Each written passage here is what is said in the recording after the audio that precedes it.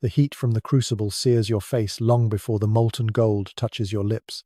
This cannot be happening. Not to you. Not to Marcus Licinius Crassus, the richest man in Rome.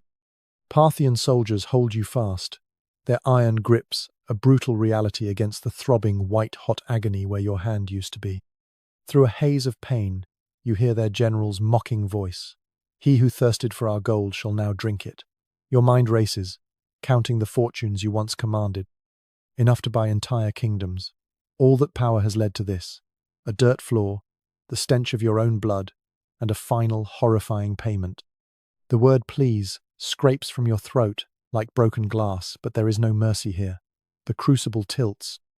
You close your eyes and prepare to taste liquid fire, a truly fitting end for a man consumed by his own greed. The richest man in Rome, brought to this. To understand how Marcus Licinius Crassus, a titan of his age, fell so far so fast to meet such a uniquely symbolic and agonizing end, we have to go back and unravel the chain of disasters that led him here. The offer sounded like salvation, a negotiated Roman withdrawal. But for Marcus Crassus, his army shattered and his spirit broken, it was the final lure into the abyss. The offer sounded like salvation, a negotiated Roman withdrawal. But for Marcus Crassus, his army shattered and his spirit broken, it was the final lure into the abyss. The messenger arrived at dawn, his Parthian robes pristine despite the desert's harshness. He spoke perfect Latin, his words measured and diplomatic. General Serena, he announced, wished to negotiate terms, a peaceful withdrawal, no more bloodshed. The war could end here. Crassus sat in his command tent, staring at maps that no longer meant anything. Around him, the sounds of a broken army filtered through the canvas walls, men weeping for lost comrades, the groans of the wounded, the whispered prayers to gods who seemed to have abandoned them. His force of 42,000 had been reduced to barely 10,000 survivors, and even they looked at him with eyes full of accusation and despair. "It's a trap," his lieutenant Octavius said, his voice hollow. "Serena doesn't negotiate, he destroys." But here's the thing about desperate men. They hear what they want to hear. Crassus's mind seized on that word, negotiation. It meant Serena respected him, feared him enough to talk rather than fight. It meant there was still a way out of this nightmare. "I won't go," Crassus declared, some flicker of his old pride surfacing. A Roman general doesn't crawl to barbarians for terms. That's when the roar started.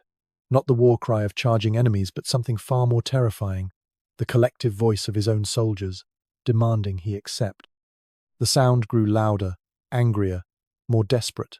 These men had followed him into hell, and now they wanted out. They didn't care about Roman pride anymore. They just wanted to go home. Crassus hesitated. His gut screamed trap, but the eyes of his desperate men bored into him. He had no choice, or so he thought. "Sir," Octavius pressed, "this is exactly what Serena wants. He couldn't break you in battle, so he'll break you in person." But the shouting outside grew louder. Some soldiers were already talking about forcing him to attend if he refused. The word mutiny hung unspoken in the air like smoke from a funeral pyre.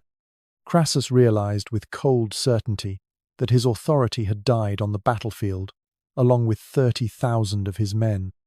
"I'll go," he said finally, "but I'll show these Parthians what a Roman looks like." The parley site was carefully chosen, a small hill between the armies, visible to both sides. When Crassus arrived with his small escort, he found Serena waiting with theatrical grandeur. The Parthian general sat atop a magnificent horse, adorned with golden bridles and silk trappings. Every detail was calculated to humiliate. The luxury that Crassus had come to steal now mocked his poverty. Serena smiled with predatory satisfaction. "The great Crassus graces us with his presence." "State your terms," Crassus replied, trying to inject authority into his voice, but everyone could hear the defeat lurking beneath his words. "Terms?" Serena laughed, the sound echoing across the watching armies. "You mistake me, Roman. This isn't a negotiation. This is theatre." That's when Crassus saw the trap for what it truly was. Serena hadn't come to talk. He'd come to display his prize. The Parthian soldiers began to close in, their movements slow and deliberate. They wanted both armies to see what happened to Romans who dared invade Parthia. "You came for our gold?" Serena continued, his voice carrying to every watching soldier. "You spoke of conquest, of making us your slaves. But look at you now, a broken old man, begging for mercy." Crassus tried to back away, but Serena's guards were already moving. "This is a parley," he shouted. "There are rules." "Your rules," Serena said softly, "not ours." The melee erupted in an instant. Crassus reached for his sword, but Parthian hands seized him first. Steel flashed in the desert sun, and pain exploded through his wrist. Blood sprayed across the sand as his hand was severed, falling to the ground like a piece of discarded meat. The watching Roman army didn't charge to rescue their general. They were too broken, too few, too terrified. They just stood there and watched their commander disappear into Parthian hands, his screams echoing across the desert. Dragged away, bleeding and broken, Crassus was now utterly at Serena's mercy, and Serena had a very specific, very symbolic fate in mind for the Roman who craved gold above all else. Silence.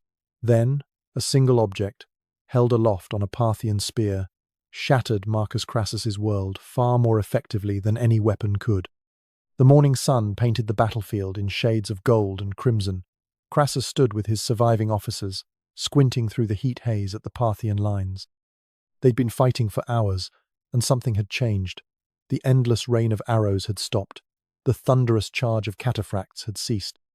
An eerie quiet settled over the desert, broken only by the groans of wounded men and the whisper of wind through abandoned equipment.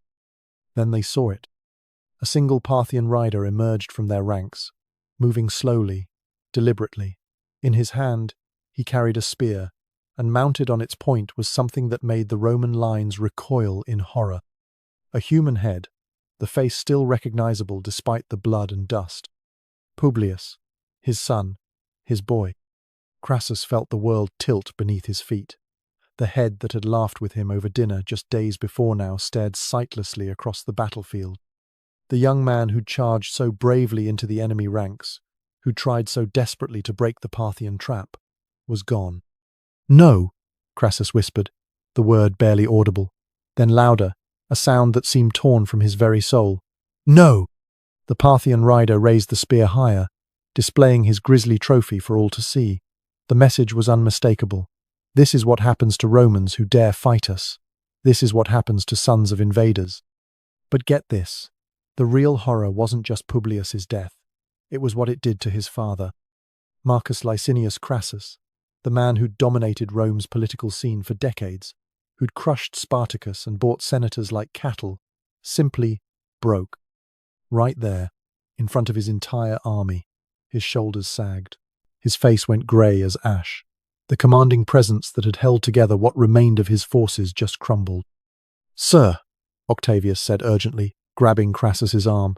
"Sir, the men are watching. They need to see strength." But Crassus couldn't tear his eyes away from that spear. His son's face seemed to be looking directly at him, accusing him. This was his fault. His greed, his ambition, his refusal to listen to warnings, all of it had led to this moment. The proud Roman legions, the conquerors of the known world, were now a terrified mob, and the night was just beginning. Word spread through the ranks like wildfire. Young Crassus was dead. The general's son, their best hope for breaking out of this trap, had been butchered by the Parthians. Soldiers began to weep openly. Others threw down their weapons. The careful discipline that had built an empire started to dissolve like salt in water. "We have to retreat," someone shouted. "We have to get out of here." "Retreat where?" another voice responded. "We're surrounded." Crassus heard the voices, as if from a great distance. Everything felt unreal, dreamlike. This couldn't be happening. Publius couldn't be dead. Not his brilliant, brave son who'd joined this campaign to prove himself worthy of the family name. As darkness fell, the situation became a nightmare. The retreat wasn't organized. It was a rout. Men stumbled through the desert, leaving behind equipment, wounded comrades, everything that might slow them down. The sound of Parthian pursuit echoed behind them, arrow falls in the darkness, the screams of those who couldn't keep up. Crassus rode in silence, tears streaming down his weathered face. Around him, his army was disintegrating. 4,000 wounded men were left behind in their desperate flight, abandoned to die in agony or be captured and enslaved. 2,000 more simply vanished into the desert night, lost forever. The once mighty force that had crossed the Euphrates with such confidence was reduced to barely 10,000 survivors, and even they looked at their general with something approaching hatred. This was his fault. His pride, his greed, his stubborn refusal to listen to wisdom, it had destroyed them all. When they finally reached the walls of Kare, the men didn't cheer their salvation. They just collapsed, physically and mentally exhausted. Many would never recover from what they'd seen, what they'd endured. Crassus dismounted slowly, moving like an old man, which, he realized with bitter clarity, was exactly what he'd become. The sight of his son's fate didn't just break his spirit, it shattered his soul. Holed up in Kare, a fraction of his once mighty force remaining, Crassus wasn't just a defeated general. He was a broken father, haunted by the image of his son, and unknowingly, on the precipice of his own final horrific act. Young Publius Crassus saw one chance, one desperate gamble to break the Parthian stranglehold. "Follow me!" he roared, charging into legend and into tragedy. The sun beat down mercilessly on the Roman square. For hours they'd endured the Parthian storm, wave after wave of arrows that darkened the sky like clouds of locusts. The famous Roman shields, those rectangular walls of wood and iron that had conquered the world, were bristling with enemy shafts. Men crouched behind them, praying to gods who seemed deaf to their pleas. Publius Crassus paced along the lines like a caged lion. At 25, he had all the fire and ambition of youth, coupled with genuine military talent inherited from his father. He'd served under Julius Caesar in Gaul, proving himself in battles against Germanic tribes and Celtic warriors. But this was different. This was a nightmare. "Father," he called to Marcus Crassus, who stood grim-faced in the center of the formation. "We can't just stand here and die. We have to break their line." The older Crassus looked at his son with a mixture of pride and terror. Publius was everything he'd hoped for in an heir. Brave, intelligent, charismatic. The kind of man who could restore the family's military reputation. But right now, that bravery was about to get him killed. "It's suicide," Octavius muttered. "Those cataphracts will crush any charge." But here's the thing about desperate situations. They make heroes or corpses, and sometimes both.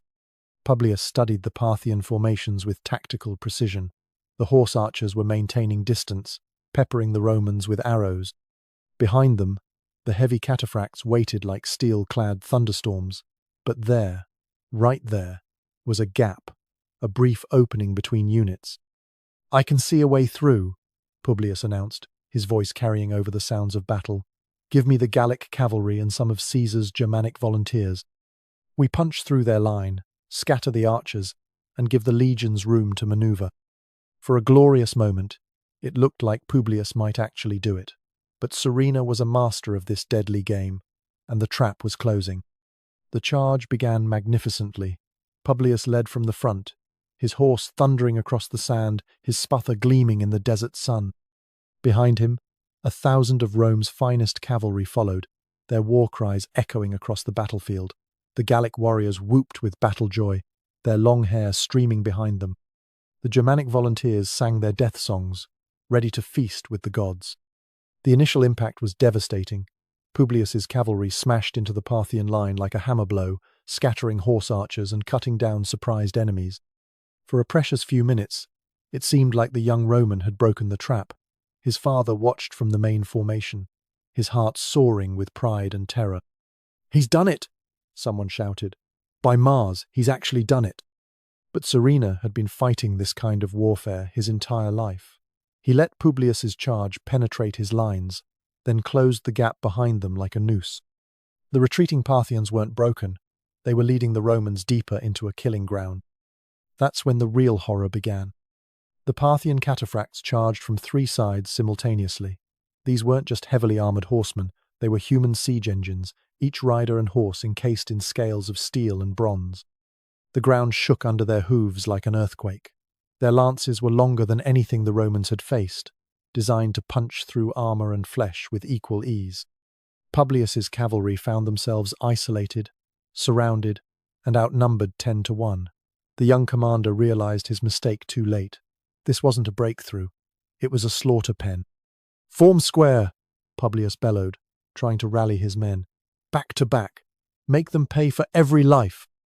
The clash of military doctrines had become a clash of desperation. Roman discipline and Celtic fury against Parthian mobility and Eastern cunning. Steel rang against steel. Men screamed in agony and rage. Horses went down in thrashing heaps of broken bone and spurting blood. Publius fought like a demon, his sword never still, cutting down enemy after enemy. The Germanic volunteers formed a protective ring around him, their massive shields deflecting arrows and lance thrusts. The Gallic cavalry charged again and again, selling their lives dearly. But it wasn't enough. It was never going to be enough. One by one, the Romans fell. The protective ring grew smaller and smaller until only Publius remained, surrounded by the bodies of men who died trying to save him. Publius fought like a lion, but it wasn't enough. As his son fell, something inside Marcus Crassus died too. But the Parthians weren't finished with the Crassus family, not by a long shot. General Sharina smiled. The Romans were marching exactly where he wanted them, deeper and deeper, into a sun-scorched hell of his own design. 3 days into the Mesopotamian desert, Crassus was beginning to feel like a conqueror again. The Parthians had been giving ground steadily, their forces melting away before the Roman advance like morning mist. Every skirmish ended in Parthian retreat. Every engagement saw enemy horsemen fleeing toward the horizon. It was exactly what Crassus had hoped for when he'd planned this campaign. "They're afraid of us," he declared to his officers, as they studied maps in his command tent.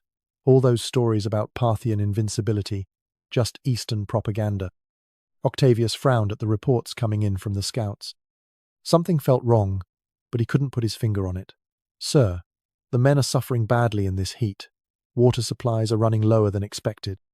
"The desert makes soldiers of men and legends of soldiers," Crassus replied dismissively. "Caesar's legions endured worse in Germania." But here's what Crassus didn't understand, and what would ultimately destroy him, was that he wasn't fighting Caesar's enemies. The Germanic tribes attacked in furious charges, all passion and fury. The Parthians fought like chess masters, thinking 20 moves ahead. Each victory was just another step into Sharina's web. The Roman eagle was flying blind right towards the spider. The Parthian general watched the Roman advance from a distant hilltop, his expression unreadable. Sharina had studied Roman tactics for years, understanding their strengths and weaknesses better than most Romans did themselves. He knew they excelled at close-quarters combat, at turning battles into grinding matches of endurance and discipline, so he was going to give them neither. "Let them come deeper," he told his lieutenants. "Every mile they march takes them further from water, further from supply lines, further from escape." The Romans were walking into a meticulously laid trap, and they were doing it with smiles on their faces. The desert itself became Sharina's greatest ally. The brutal heat drained Roman strength hour by hour. Legionaries who'd marched across half the known world found themselves struggling to maintain formation in the shifting sand. Their heavy armor, so effective against Celtic spears and Germanic axes, became furnaces under the merciless sun. Water became more precious than gold. The supply trains, stretched thin across hostile territory, came under constant harassment from Parthian raiders. Wagons disappeared in the night. Wells were poisoned or filled with sand. Every drop the Romans drank had to be earned with blood. Meanwhile, the Parthians seemed to dance across the desert like spirits. Their horses were bred for this environment, their riders born to it. They struck without warning and vanished before retaliation could come. They knew every oasis, every hidden spring, every cave where a man could shelter from the sun. But Crassus saw only what he wanted to see. Victory after victory, the enemy in full retreat. "Look at them run," he said on the 4th day, watching Parthian horsemen disappearing into the heat shimmer. "They can't face Roman steel in honest battle." His son Publius wasn't so sure. The young man had learned hard lessons about overconfidence during his service with Caesar. "Father, this feels wrong. Why would they give up territory so easily? This is their homeland." "Because they're cowards," Crassus snapped, his patience wearing thin. "They prefer to skulk in the shadows rather than fight like men." The omens were terrible. Birds flying in the wrong directions, sacrificial animals with diseased livers, strange sounds in the night that made even veteran centurions nervous. But Crassus dismissed them all. He'd come too far to turn back now. invested too much of his fortune and reputation to retreat at the first sign of difficulty. That night, as the Romans made camp in a depression they thought would shelter them from the wind, Serena's real plan began to unfold. Riders spread out across the desert, carrying messages to scattered Parthian forces. The net was closing, carefully and quietly. The Romans celebrated their easy progress, completely unaware it was all part of Serena's terrifying plan. By dawn, they would be completely surrounded, cut off from escape routes they didn't even know existed. The heat that had weakened them would become a weapon in enemy hands. The desert that had seemed empty would suddenly swarm with horse archers and cataphracts. But for now, in the darkness before the storm, Crassus slept peacefully in his tent, dreaming of triumph and gold. Blinded by arrogance and the shimmering heat, Crassus pushed on, oblivious. He believed he was hunting the Parthians. In reality, they were herding him towards annihilation at a place called Carrhae. Parthian tactics? Desert warfare? These are trifles for a Roman general, a sentiment Marcus Crassus would come to regret with every fibre of his being. Spring of 53 BCE. The Syrian sun beat down on the massive Roman encampment outside Antioch as Marcus Licinius Crassus reviewed his invasion plans. 7 full legions, nearly 40,000 men, plus cavalry and auxiliary forces stretching as far as the eye could see. It was the largest army Rome had assembled in the East for a generation, and Crassus intended to use every soldier of it. The war council that morning was supposed to be a formality. The plans were set, the supplies gathered, the invasion route mapped out.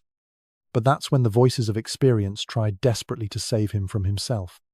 General Crassus, began Cassius Longinus, a grizzled veteran who'd fought in these lands before. The Parthians aren't like the enemies we've faced in Gaul or Germania. They don't fight pitched battles. They use mobility, archery, hit-and-run tactics. And that desert, he shook his head grimly. That desert has swallowed armies before. You just want to scream at him, don't you? Listen to them, Crassus. But Crassus waved dismissively. Cassius, your caution does you credit, but I didn't come here to be frightened by ghost stories. These Parthians bleed like any other men. Another local commander, Artavasdes of Armenia, had made the dangerous journey to personally warn the Romans. Marcus Crassus, I fought the Parthians for 20 years. Their horse archers can loose 20 arrows in the time it takes your legionaries to throw a javelin, and their cataphracts, their heavy cavalry, they're like moving fortresses. Then why? Crassus interrupted with a cold smile. Haven't they conquered the world? If they're so formidable, why do they skulk in their desert wastes while Rome rules from Britain to Egypt? The local guides painted a grim picture of Parthian horse archers and endless desert. Crassus just laughed. He would soon find out they weren't joking. Here's the thing about supreme arrogance. It makes you deaf to wisdom. Every warning sounded like cowardice to Crassus. Every piece of hard-earned knowledge got dismissed as Eastern timidity. He'd built his fortune by taking risks other men wouldn't take, by seeing opportunities where others saw only danger. But business and war are different games entirely. The intelligence reports that sealed his confidence were almost too good to be true. Parthia, his spies claimed, was racked by civil war. The young king Orodes was fighting rebellions on multiple fronts. The empire was weak, divided, ripe for conquest. What Crassus didn't know was that his spies were feeding him exactly what Serena wanted him to hear. You see? Crassus told his officers triumphantly. While we debate and delay, the Parthian Empire crumbles from within. Strike now, and we'll face scattered bands of rebels, not a unified enemy. Publius watched his father with growing unease. The young man had learned respect for enemy capabilities during his service with Caesar, where underestimating Germanic tribes had cost Roman lives. Father, perhaps we should take a more cautious approach. Send smaller forces first, test their defenses. Caution is the luxury of weak men, Crassus cut him off. I didn't become the richest man in Rome by being cautious. Fortune favours the bold, and I intend to be very bold indeed. But here's what really drove Crassus's fatal decision. Not just greed for Parthian gold, but the gnawing insecurity that had haunted him his entire career. While Pompey conquered pirates and eastern kingdoms, while Caesar added Gaul to the empire, Marcus Crassus had been stuck in Rome, counting money and buying influence. The one major military victory on his record was crushing a slave rebellion, hardly the stuff of legend. The omens were bad. The Senate was furious, but Crassus saw only Parthian gold and eternal fame. Nothing else mattered. As his army prepared to cross the Euphrates, local priests performed sacrifices and read the signs. Every omen was negative: birds flying in wrong directions, sacrificial animals with diseased organs, disturbing dreams among the soldiers. But Crassus had made his decision, and no amount of supernatural warning would change his mind. "Superstition," he declared. "The gods help those who help themselves." The crossing began at dawn, legion after legion marching across the bridges into Mesopotamia. The sight should have been glorious. The eagles of Rome, carrying civilization to barbarian lands. Instead, it felt like a funeral procession, though none of them knew it yet. With every warning ignored, with every piece of sound advice arrogantly swatted away, Crassus wasn't just leading an army, he was leading them into a trap of his own making, orchestrated by a far more patient and cunning mind. 60 years old, an age for reflection, for enjoying the fruits of a lifetime's labor. But for Marcus Crassus, it was a desperate last chance for the one thing his mountains of gold couldn't buy: true glory. The torches flickered in Crassus's private study as he pored over maps of the eastern provinces. At 60, most men would be content to enjoy their accumulated wealth, to spend evenings with grandchildren and reminisce about past achievements. But Crassus felt only the gnawing emptiness of unfulfilled ambition. Parthia, the very name made his pulse quicken.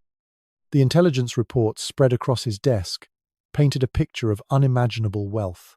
The Silk Roads that connected China to the Mediterranean passed through Parthian territory. Spice caravans worth kingdoms crossed their borders. Their cities were said to be paved with gold and precious stones. More importantly, their empire was vast but supposedly weak, ruled by effete kings who preferred luxury to warfare. "Father," Publius said, entering the study with his own armload of documents, "the preparations are nearly complete. 7 legions, auxiliary cavalry, siege equipment. It's the largest eastern expedition since Lucullus." Crassus looked up from his maps, seeing so much of himself in his son's eager face. Publius had the same hunger for achievement, the same need to prove himself worthy of the family name. It made what was coming all the more tragic. But here's what was driving this desperate gamble: the shadow of illegitimacy that haunted everything Crassus did. The Roman Senate had refused to grant him a traditional declaration of war against Parthia. They called his ambitions reckless, his motives purely mercenary. Some senators whispered that he was planning to use Eastern gold to buy a crown, to follow in Caesar's footsteps toward kingship. Others simply thought he was too old, too greedy, too dangerous to be trusted with such a massive force. "They deny me even the dignity of proper authorization," Crassus muttered, his face darkening. "After everything I've done for Rome, they treat me like a common adventurer." But Crassus pressed forward regardless. He'd come too far, invested too much, to let senatorial timidity stop him now. In 55 BCE, he arrived in Syria with the authority of his proconsular office and the backing of his enormous personal fortune. If Rome wouldn't officially sanction his war, he'd fight it anyway. The bustling sounds of a massive army preparing for war filled the Syrian camps. Smiths hammering armor, quartermasters counting supplies, cavalry officers training their horses.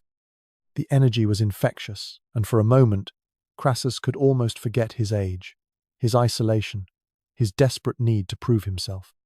"This will be our moment," he told Publius as they watched the legions drill. "Caesar conquered Gaul, Pompey tamed the pirates, but we'll bring Parthia itself to heel. The Senate will have no choice but to honor us." What he couldn't see was how his obsession had blinded him to reality.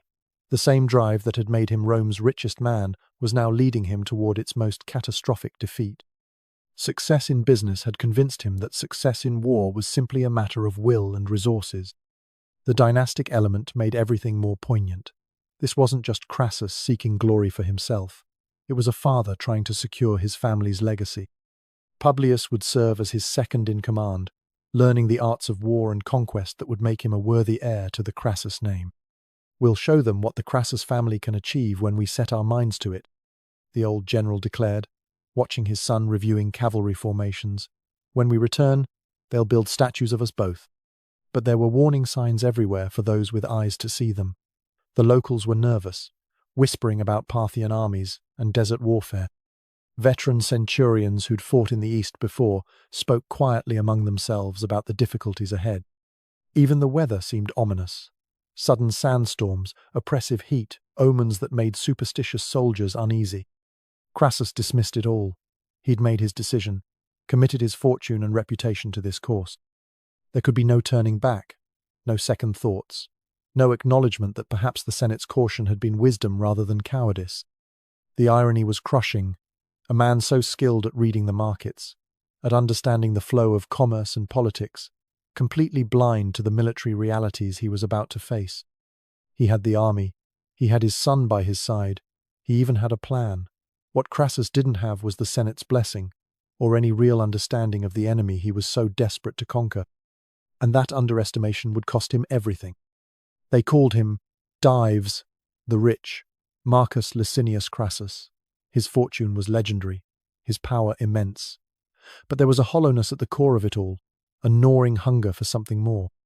In the marble halls of his palatial villa, surrounded by Greek statues worth more than most men would see in 10 lifetimes, Marcus Licinius Crassus felt profoundly empty.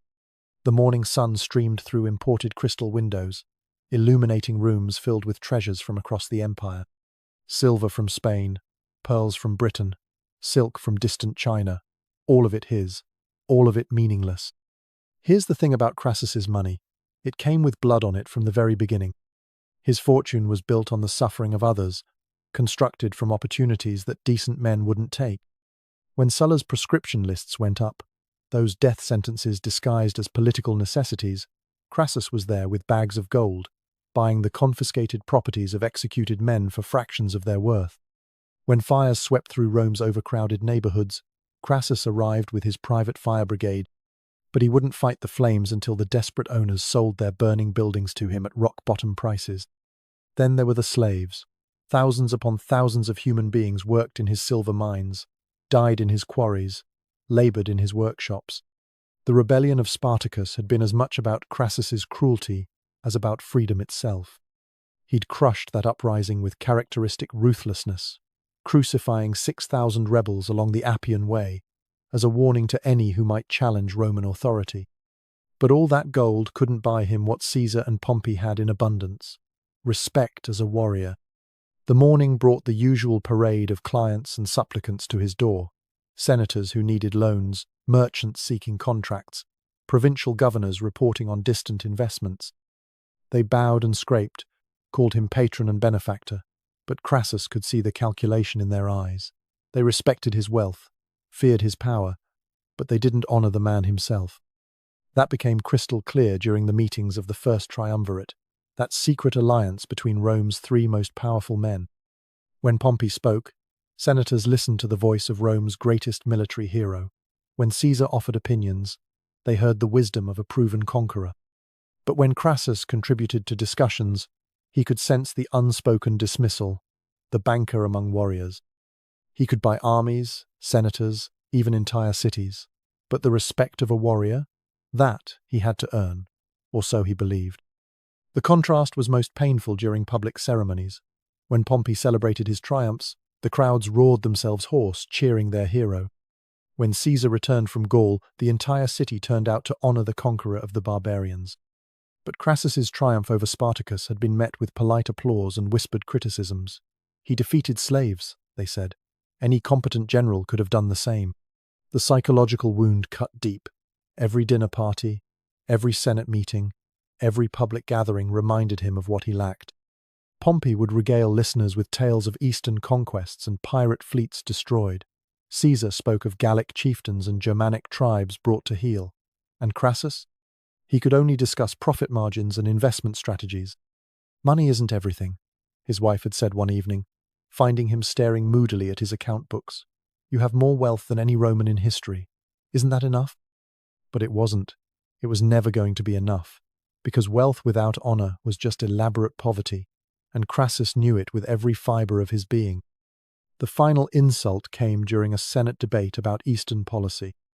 When young senators dismissed his opinions about Parthian affairs, one of them, barely old enough to hold office, had the audacity to say, perhaps the honorable Crassus should stick to what he knows best. Leave military matters to military men. That night, Alone in his study, Crassus made the decision that would define his legacy. The walls were lined with maps of the known world, territories conquered by Roman valor and Roman steel. His finger traced the eastern borders, settling on the vast expanse marked Parthia. Here was his chance.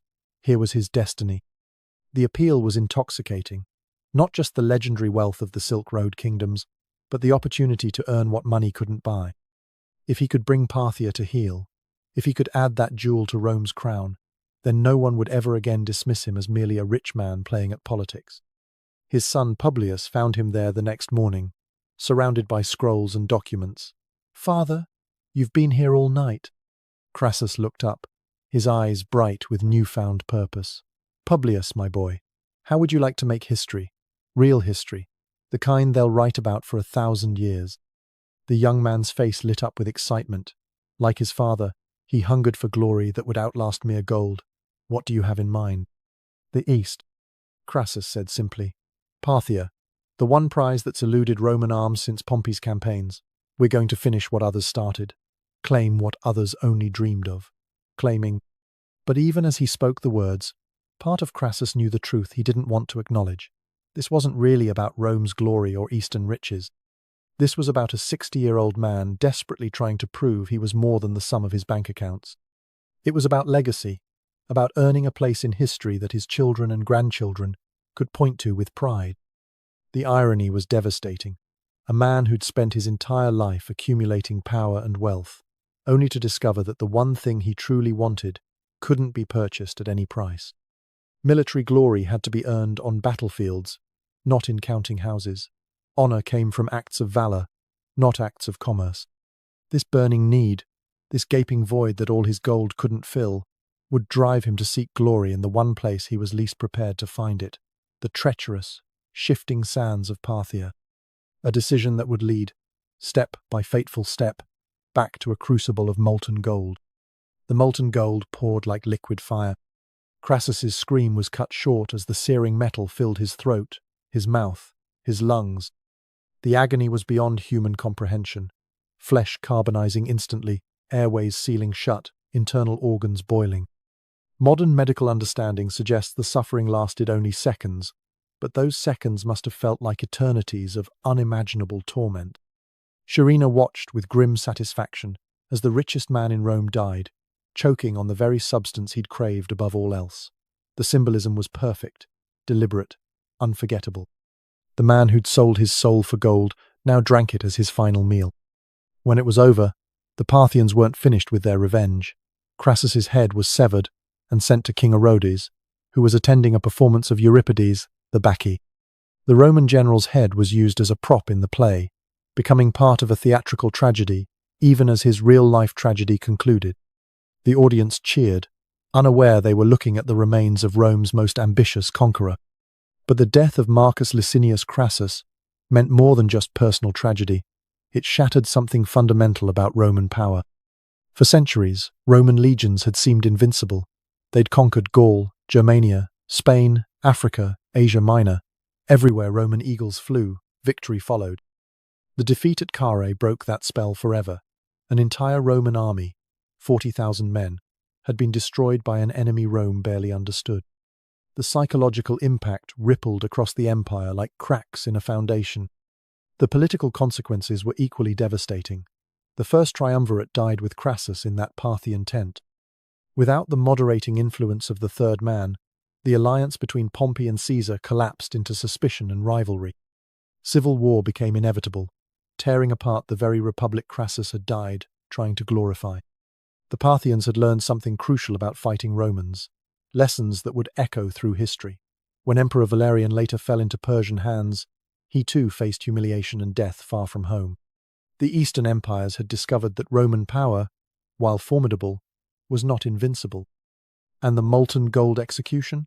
It wasn't unique to Crassus.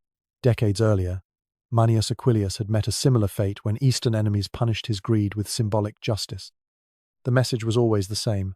Romans who came seeking gold would find only death. Yet perhaps the most haunting aspect of Crassus's story isn't the manner of his death, but the emptiness that drove him to it. Here was a man who literally had everything: wealth beyond measure, political power, family, respect, but none of it satisfied the burning hunger for military glory that consumed him.